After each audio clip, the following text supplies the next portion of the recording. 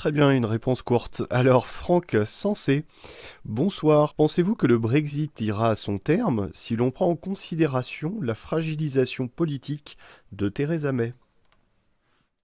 Oui, moi je pense que le Brexit ira à son terme, parce que contrairement à une légende entretenue de ce côté-ci de la Manche par nos chers médias, en fait les Britanniques sont tout à fait favorables au Brexit.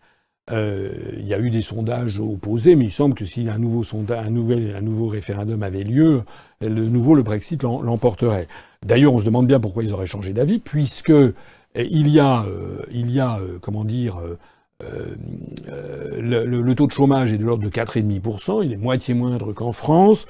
Je disais qu'il y a des investissements chinois notamment qui viennent en matière industrielle. Il y a eu beaucoup d'investissements étrangers, donc on se demande vraiment, tout se passe très bien. Madame Theresa May, ces jours-ci, va être reçue en grande pompe en Arabie Saoudite.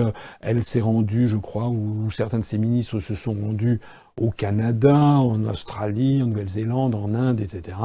Donc le Royaume-Uni est de retour sur la scène politique mondiale. Il n'y a pas trop de soucis à se faire pour eux. Il y a d'ailleurs un point, c'est que imaginons qu'il y ait un nouveau référendum au Royaume-Uni sur le Brexit. Ça poserait des problèmes politiques énormes, énormes. Mais même si c'était le cas, le pire serait que ce soit le camp du Remain, ceux qui veulent rester dans l'Union européenne, qui l'emporte. Parce que si le deuxième référendum disait le contraire du premier, il y aurait à ce moment-là une demande reconventionnelle des Brexiters qui dirait, mais attendez, on va faire après le premier tour et puis après la revanche, on va faire la belle, comme on dit dans les jeux de cartes. C'est-à-dire, on va en faire un troisième.